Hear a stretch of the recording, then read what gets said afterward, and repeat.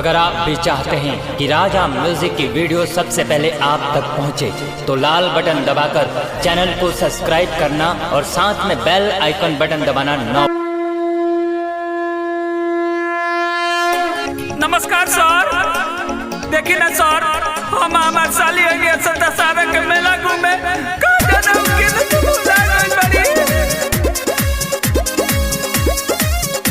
अच्छा ठीक है रो मत।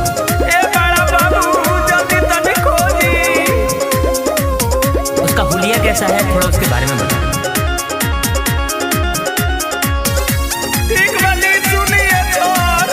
मेला घूमे के दशहरा के साथे साथे मेला घूमे के दशहरा के साथे साथे आहे साथे साथे खोजी खोजी ये दरोगा बाबू साली मोर भूलई तनी खोजी ये दरोगा बाबू साली मोर भूलई।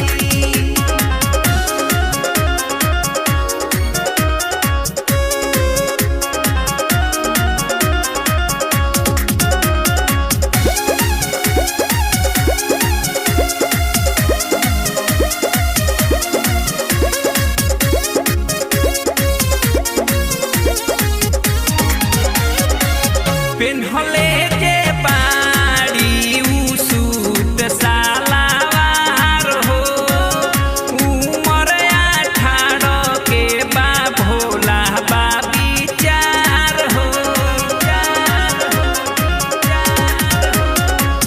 पेन्हले के बाड़ी उ सूट सालावार हो, उमर 18 के बा भोला बा विचार हो।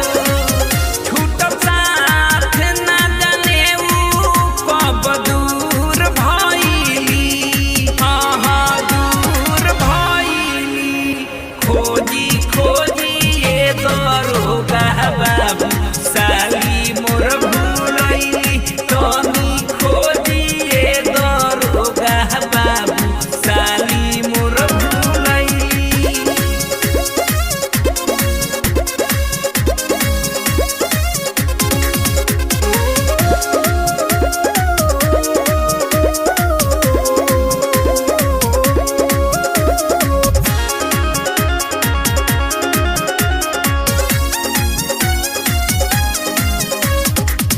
पहले रहली जीत हमसे मेला घुमा दी, दुर्गा हो मैया से दर्शन करा दी, दर्शन करा दी।